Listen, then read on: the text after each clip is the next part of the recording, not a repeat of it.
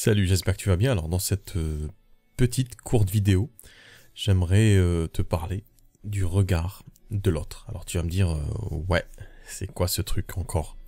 Regard de l'autre, c'est ce machin, c'est ce petit concept en fait qui est intériorisé et qui fait qu'on ne fait pas les choses, qui nous empêche de faire les choses. Alors très souvent, on est bloqué dans ce qu'on a envie de faire, notamment si on est thérapeute et qu'on veut développer son activité, ben, forcément, il faut absolument nécessairement, obligatoirement être visible pour être vu. C'est le b.a.-ba. Ça, on le sait. Donc, du coup, on va commencer à produire des espaces, créer des espaces de visibilité. Et on va commencer tout doucement à les habiter, ces espaces, et à diffuser un message. Alors, dit comme ça a l'air... c'est génial, hein, c'est ce qu'il faut faire d'ailleurs. Sauf que, concrètement, ce qui se passe, c'est que quand on pose cet espace dans lequel on va discuter avec les autres, avec ce futur consultant qu'on veut aider, ce qui arrive très souvent, c'est que il y a quelque chose qui nous bloque, il y a quelque chose qui nous dit ça tu peux pas dire, ça tu peux pas faire, ça tu peux pas. Il y a des mots que tu peux pas utiliser, il y a une façon d'être que tu peux pas montrer, tu peux tout simplement, tout bonnement pas te montrer. D'ailleurs, il faut pas te montrer parce que ta vie privée c'est important, parce que on n'est pas dans un truc people, c'est pas une émission d'Hanouna, blablabla, blablabla. Donc il y a tout ça qui tourne en rang. Mais d'un côté, on se dit quand même, les gens qui s'exposent, c'est des gens qui forcément, mécaniquement, statistiquement, ont plus de consultants. Donc comment faire pour finalement régler ce problème? Et quel est le problème? Le problème, c'est le plus souvent, c'est le regard de l'autre. Alors cet autre-là, c'est pour ça que je parlais de concept, cet autre-là est un autre qui n'existe pas. Parce que quand tu vas créer quelque chose, par exemple si tu fais de la vidéo, si tu postes ta première vidéo, alors très souvent ce qu'on se dit, l'image qu'on a de cet exercice, c'est que on s'imagine comme ça 1000 personnes avec de gros yeux comme ça qui nous regardent de loin avec des arbalètes. Il y en a, ils ont des fusils à pompe et ils attendent juste qu'on balance notre vidéo pour nous tirer dessus. Et il y en a un qui crie « Ah, regardez, elle a posté sa vidéo, allez, butez-la » En fait, c'est pas du tout ce qui se passe. Hein. Pas du tout ce qui se passe. Ça se passe comme ça si on était dans les années 30 avec un public qui vient avec pas mal de kilos de tomates. Oui, sauf que là, c'est pas du tout le même espace-temps. C'est pas le même enjeu en fait. Quand on communique en tant que thérapeute, c'est pour, en vrai, profondément, c'est pour transmettre une expérience humaine. Et dans cette expérience humaine, en fait, il n'y a pas de vrai et de faux, il n'y a pas de juste, pas juste, il n'y a pas de bon, de mauvais. C'est une expérience humaine qu'on transmet telle qu'elle, brute. Et quand on transmet une expérience humaine à quelqu'un, en fait, il ne va pas vous jeter des tomates. Mais il ne vous attend pas au tournant, simplement. Il est là pour accepter, écouter, faire sien cette expérience, et puis voir dans quel recoin de son être elle va résonner. Donc, le regard de l'autre, en vrai, c'est le regard qu'on porte à soi-même, vis-à-vis des autres. Et c'est différent, en fait, la nuance est différente. Donc, le regard de l'autre, ça peut être cet autre-là, ça peut être des personnes qui sont en vie, des personnes avec lesquelles on a grandi, des personnes qu'on côtoie, ça peut être aussi des gens qui ont disparu. Mais cette empreinte de l'autre reste en nous. Pourquoi? Parce qu'en fait, elle va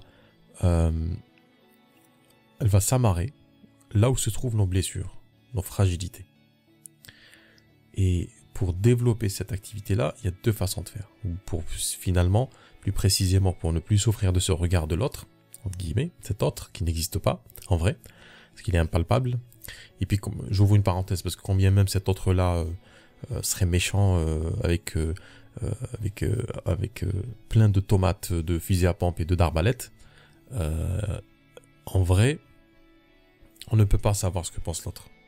Combien même il existerait, il n'est pas possible humainement de savoir ce que pense l'autre, on va dire négativement, sauf si cette personne le dit. Et généralement, cet autre-là qui a des ondes négatives à partager avec le monde, ben, généralement, il ne le fait pas. D'autant que sur Internet, il est très facile de virer cet autre-là, cet autre toxique. Je ferme la parenthèse. Donc si tu as envie de développer ton activité, tu as besoin d'avoir de la visibilité. Si tu as envie d'avoir de la visibilité, il faut que tu te montres. Et en fait, si en te montrant, avant même de faire de la vidéo ou d'écrire, hein, si l'exercice en lui-même te donne des sueurs froides, pour moi c'est positif. Ça veut dire qu'il y a une partie de toi qui est encore, je dis pas cachée, mais qui a encore du mal en fait à se montrer à soi, pas aux autres, avant de parler des autres. Et donc c'est intéressant parce que la limite en elle-même, les limites sont intéressantes dans le sens où elles montrent, une limite c'est un pléonasme, mais dans le sens où elles montrent une contrainte ou une partie de nous où il y a encore une petite guéguerre à mener, une petite bataille à pacifier. Donc il y a deux façons de faire pour sortir de ce dilemme. La première, c'est de travailler sur cette partie, de savoir pourquoi le regard de cet autre qui n'existe pas, objectivement, qui est intériorisé, pourquoi il a toujours cette influence en nous.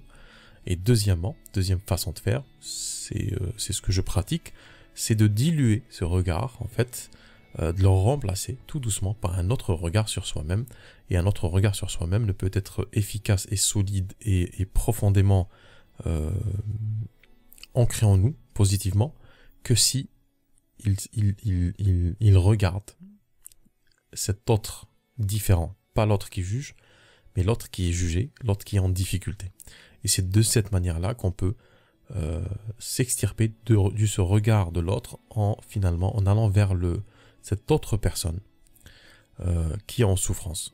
Et le fait de faire cette bascule, en fait, conceptuellement et émotionnellement, va nous aider à nous oublier un petit peu, à oublier un petit peu ces ancrages qu'on a, ces ancrages négatifs,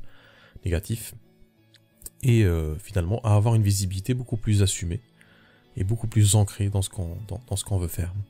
Voilà ce que je voulais te dire sur cette question de regard de l'autre. Dis-moi d'ailleurs en commentaire si c'est quelque chose qui te travaille, si aujourd'hui le regard de l'autre est pesant. Si t'as pas envie d'en parler en public, tu peux m'envoyer un message, tu peux me dire ouais, ça pique un peu et ça me bloque dans le développement de l'activité et même au-delà du développement de mon activité. On en parle tout, on se dit tout sous cette vidéo. Dernière chose, j'organise une conférence prochainement, une conférence en ligne justement pour éclaircir tout le processus qui permet de développer son activité en étant parfaitement, complètement, entièrement, exclusivement aligné avec soi-même et avec ses valeurs. Sur ce, je te dis à bientôt et prends soin de toi.